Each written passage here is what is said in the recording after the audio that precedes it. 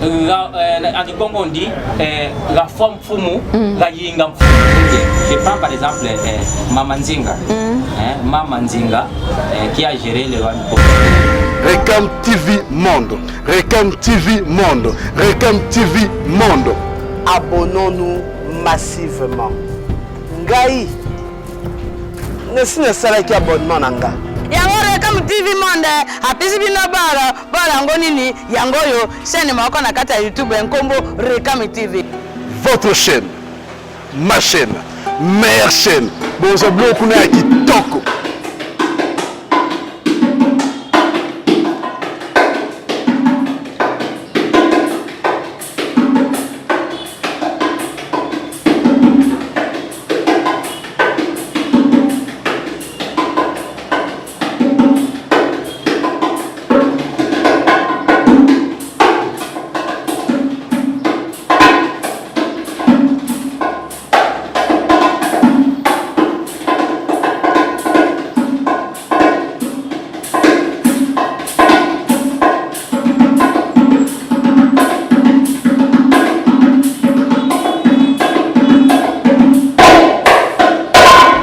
Panabiso.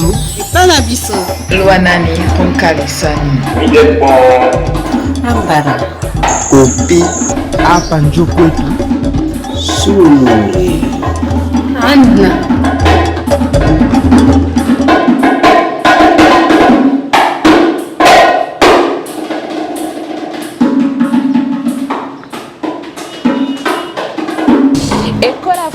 Et diffusion de culture, le rite d'initiation, seconde partie de chez nous.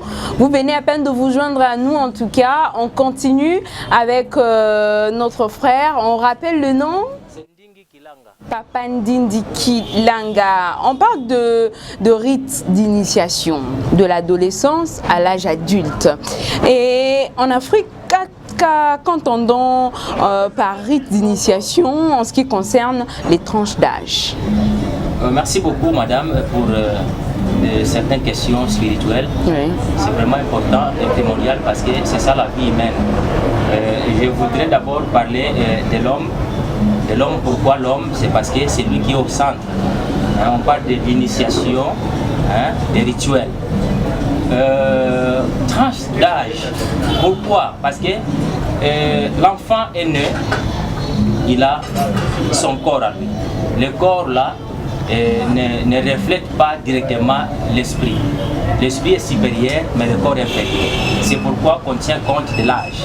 C'est-à-dire, il y a l'enfant, l'adolescent et l'adulte. Il y a certains rituels qu'on ne peut jamais appliquer sur l'enfant, peut-être de 3 ans, ou je ne sais pas, de 5 ans peut-être. Non. Donc il y a des âges appropriés qu'il faut tenir compte pour ces rituels d'initiation. Alors dans cette pratique, qui en sont les protagonistes? Ok, je sais que il y a, comme j'ai parlé dans ces numéros qui viennent de passer, nous avons des rituels de feu, nous avons des rituels des eaux et nous avons des rituels de la nature. Feu, eau, nature. Et eau, feu, eau et nature. Nature, cela veut dire quoi? Dans la nature, il y a des plantes, il y a des animaux, il y a beaucoup d'histoires. C'est pourquoi on tient compte des âges. Alors, qui sont des maîtres? Nous avons des maîtres initiatiques. Je vous ai parlé des Ngudingangu et des Ngangangangu. Alors, des Ngudingangu, Ngangangangu, il y a aussi, il faut ajouter un Mfumu. Mfumu. L'enfant est né dans la famille. Cet enfant-là qui vient de naître dans la famille. La famille, c'est qui? C'est les parents, non? Oui. Mais l'enfant est né dans la famille, mais c'est le corps qui est né dans la famille, mais ce n'est pas l'esprit et l'âme. L'âme est son esprit, l'esprit qui vient dans l'air, et l'âme qui vient de l'au-delà. Il faudrait qu'on puisse tenir compte de cet enfant qui vient de naître. C'est pourquoi, chez nous, avant que l'enfant puisse naître, il y a aussi une communication qui précède l'enfant chez les parents. Ok? Et si par exemple la maman se trouve enceinte, C'est par là où commence l'initiation. Les premières initiations des rituels commencent au sein. Lorsque l'enfant est dans sa mère, on peut dire ça. Lorsque l'enfant est au sein de sa mère, il y a aussi des initiations qui commencent par là. Et ce n'est pas n'importe quel enfant, il y a aussi il y a des grands esprits qui viennent. Là, nous parlons de la spiritualité et non partir, on appelle ça quoi là? Kilo. Ça, c'est autre chose. Mais ça, c'est l'Occident qui nous aliénait. Ok. C'est l'Occident qui nous aliénait. Il a mis une certaine organisation autour de l'enfant. C'est pourquoi vous voyez que non, l'enfant qui est né, c'est difficile de s'en sortir. Mais chez nous, on tenait compte de tout ça. Donc, quand la maman a son enfant, lui, donc, maman a enceinte, lui-même, par exemple, la maman aussi peut savoir que non, je suis enceinte. Et l'enfant que je porte aussi commence à me communiquer. Vous savez, là, c'est pourquoi chez nous, on parle de la matriarcat. Matriarcat, c'est parce que la maman qui connaît l'enfant et pas le papa ou le père. Donc la maman connaît. La maman parle avec l'enfant dans son ventre. Donc progressivement, pendant que l'enfant est en train de croître à l'intérieur de son ventre, la maman sait communiquer avec son enfant. C'est par là la maman prend des informations pour transmettre à quelqu'un d'autre qui va aussi faire des analyses pour savoir qui est l'enfant. Okay. Et lorsque l'enfant commence à se sentir dans le ventre de sa maman, commence maintenant à mettre aussi pression d'une façon spirituelle pour dire que non, moi je suis quelqu'un qui va traîner. Maintenant, c'est pourquoi chez nous, dans notre tradition, on tient compte de la maman. Quand la maman est enceinte, on ne lui donne pas n'importe quoi à manger. Parce que il y a aussi le manger qui entre en jeu. Oui, la rituel c'est la manger aussi. Parce qu'on ne peut jamais, peut-être nous avons un foumou qui doit naître dans ton ventre, dans le ventre de la maman. Il faut tenir compte d'elle-même. La maman doit manger quoi pour l'enfant qu'elle est en train de porter. Donc on tient compte de l'alimentation aussi. Parce que quand la maman va manger des histoires qui n'est pas correctes, vous verrez que l'enfant là, quand il sera dans ce monde, il sera peut-être prématuré, il sera peut-être handicapé, or que ça ne tient pas bon pour un enfant qui sera foumou, qui sera notable, qui sera quelqu'un qui soit handicapé. Donc c'est pas bien. C'est pourquoi on tient compte de l'alimentation aussi. De l'alimentation aussi. Dans cette pratique, vous avez dit qu'il y a est appelé à passer par ces initiations, c'est-à-dire quoi? De l'eau, du feu et de la nature. C'est tout le monde ou une catégorie de personnes? Oui, madame, je sais que ce n'est pas tout le monde qui doit passer par là. Il y a des initiations généralisées. C'est pourquoi je vous parle autour du fait. C'est à partir autour du fait, à partir de là, qu'on est en train d'identifier. De sélectionner. Voilà. À partir de là, on est en train c'est par là qu'on va identifier certains gens qui seront admis dans des initiations particulières, par exemple. Il y a des enfants qui doivent avoir des initiations générales parce que leur esprit n'est pas supérieur à celui qu'on va le donner. Donc on sélectionne les gens pour passer dans divers... que transmettons lors de cette initiation? On transmet les savoirs. Pourquoi on transmet les savoirs? C'est parce que d'abord il faut commencer à s'interroger. Pourquoi nous sommes si ce monde? La question est primordiale. Nous sommes dans ce monde parce que nous avons un travail à faire dans ce monde. Chaque personne a une mission. Oui. Chez nous, à Kikongo, on dit Ngangu Ntulu Mutulu. Si on ne peut pas traduire Kikongo en français, mais on peut dire que l'intelligence est donnée à une personne à l'autre. Cette intelligence-là, nous naissons avec. Il faut qu'il y ait l'orientation. Et ce qui est du primaire, c'est la spiritualité. Parce qu'il y a la spiritualité qui contrôle tout. C'est pourquoi qu'il faut identifier l'enfant il faut connaître l'enfant. Même dans la Bible, on dit en réalité, dans l'homme, c'est l'esprit. Ah oui, en quelque sorte. Oui. Donc, il faut identifier l'enfant. Parce que si, par exemple, on ne connaît pas l'enfant, vous aurez un malfrat. Donc, nous sommes censés de connaître l'enfant qui vient de naître. C'est un travail. Un enfant qui doit naître doit donner les informations de lui-même avant qu'il puisse naître. C'est pourquoi on tient des rituels. Ok?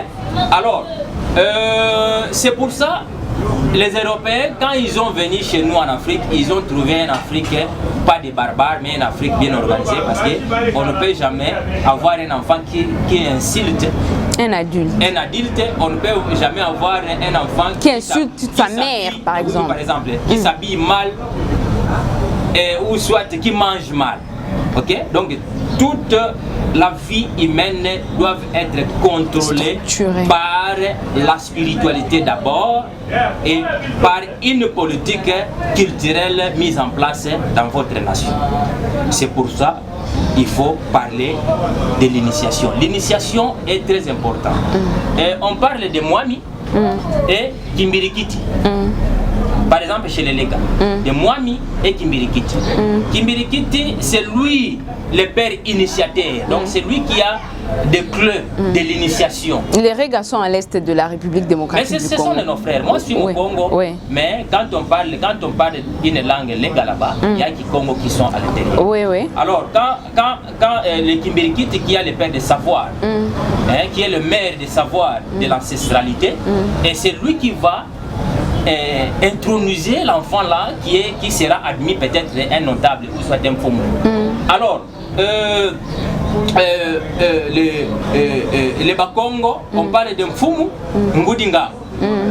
Parce que le Ngudinga, c'est lui qui va transmettre les transmissions spirituelles à cet enfant-là, qui est admis à une étape supérieure.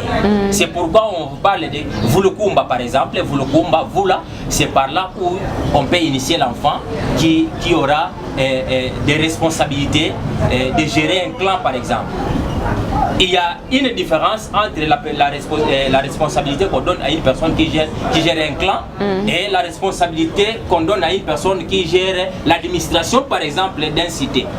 Parce que là, on nous parlait en Royaume Congo, on nous parlait de Mbanza, on nous parlait Mbanza et Gata. Mbanza, Gata et Kinzunga. C'est-à-dire? Un jour, nous allons faire l'émission pour qu'on puisse vous parler, expliquer comment est-ce qu'était l'organisation du roi du Congo. Alors, l'enfant là, qui est un Mfumu de la famille, et l'enfant qui vient de... Parce qu'il y a d'autres Mfumu qui est présent, et maintenant il y a un Mfumu aussi qu'on vient d'envoyer dans la famille. Parce qu'on dit une personne passe et l'autre aussi succède. Remplace, oui. En Congo on dit la femme Mfumu, la yinga Mfumu. Donc si les notables qui veulent quitter, il ne va pas quitter brusquement comme ça. Non, c'est impossible. Donc un Mfumu, avant de quitter, il a aussi son successeur. Alors le successeur là, on va le préparer. C'est pourquoi le successeur, il est né dans la famille et la famille prend les messages, donne. Les messages dont je parle, ce sont des relais spirituels qu'on appelle astral. Donc ce sont peut-être les chrétiens disent les songes et les révélations. Donc quand on prend des songes, on prend des révélations sur l'enfant, on prend ces révélations, on amène sur Mfumu. Mfumu, nous avons des messages sur l'enfant.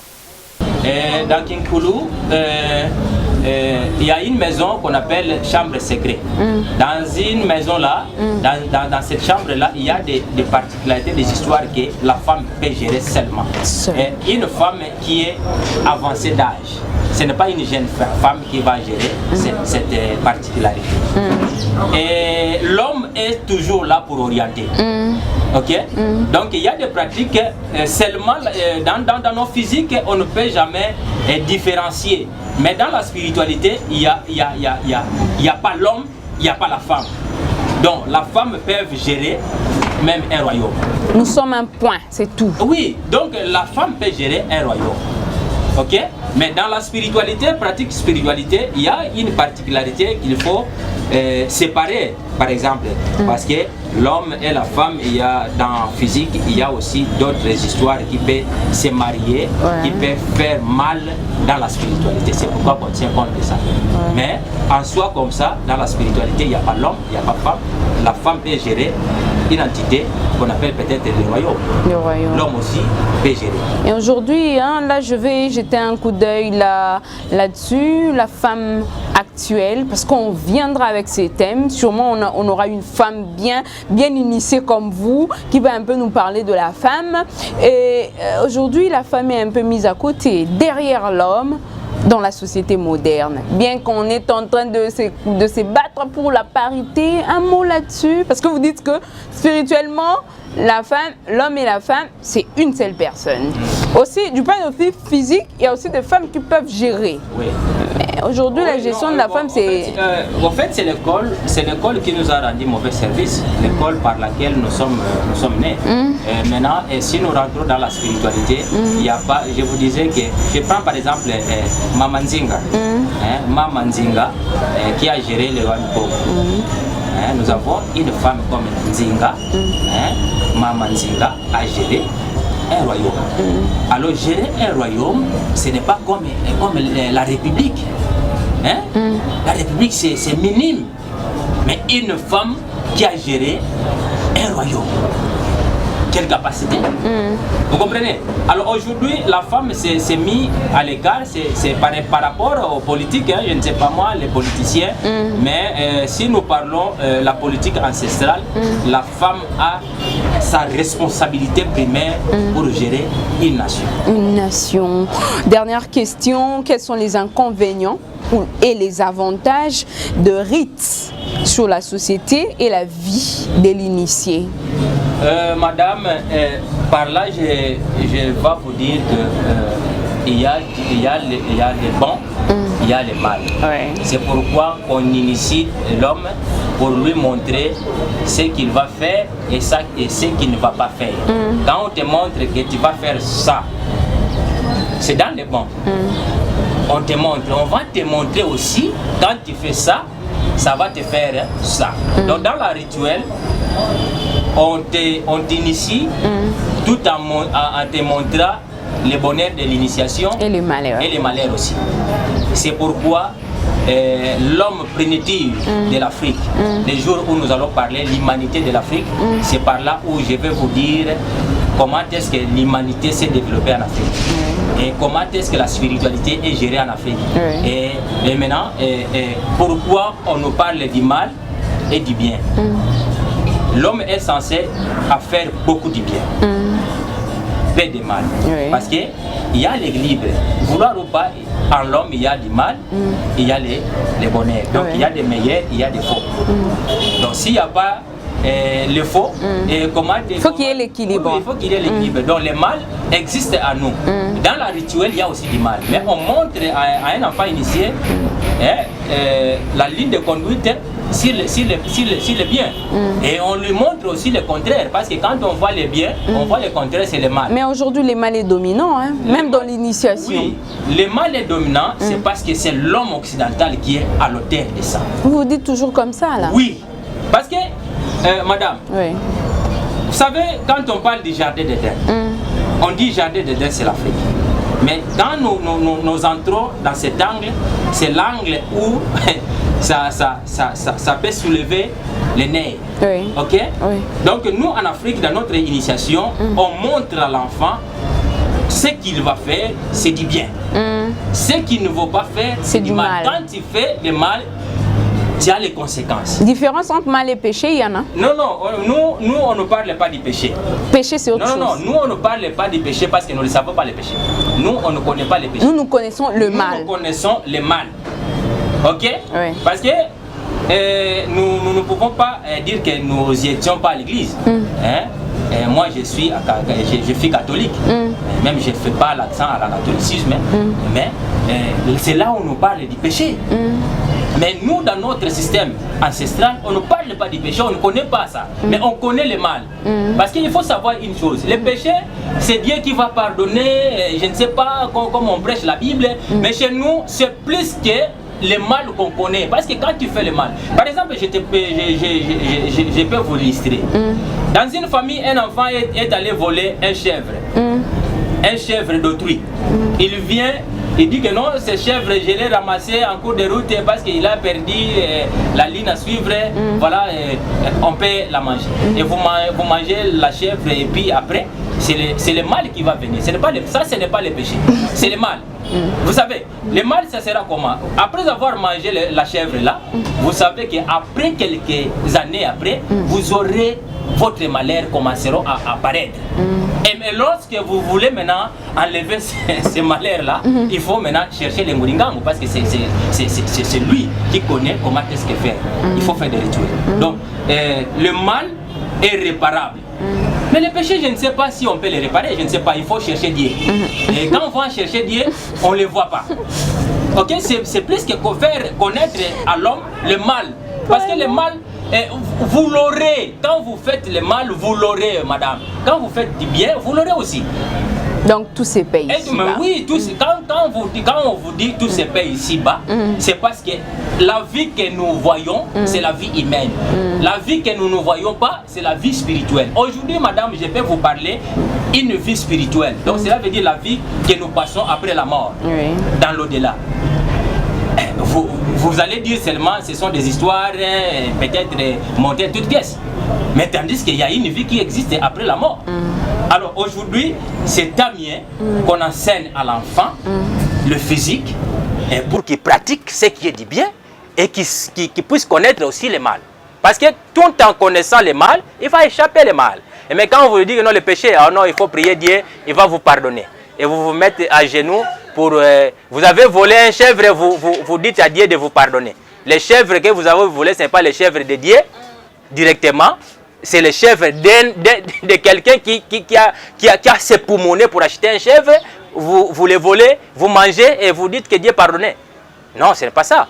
Donc il faut montrer à l'enfant plus que le mal et que le péché. Parce que le péché, ça vraiment, ça devient une philosophie montée par l'homme occidental. Merci. Une philosophie montée par l'homme occidental, une émission riche en matière. Merci à notre invité, merci à Julio Medouneter, merci à Aimé Image, merci à Platini Boukaka, merci à toute l'équipe chez nous, supervisée par Wilfried Kambamba. Merci à vous tous fidèles téléspectateurs d'avoir été de nôtres. On se retrouve prochainement avec un nouveau sujet. En tout cas, ça sera plus intéressant que celui-ci. L'éducation, c'est le socle de tout. Rentrons chez nous et nous verrons comment Kama sera meilleur.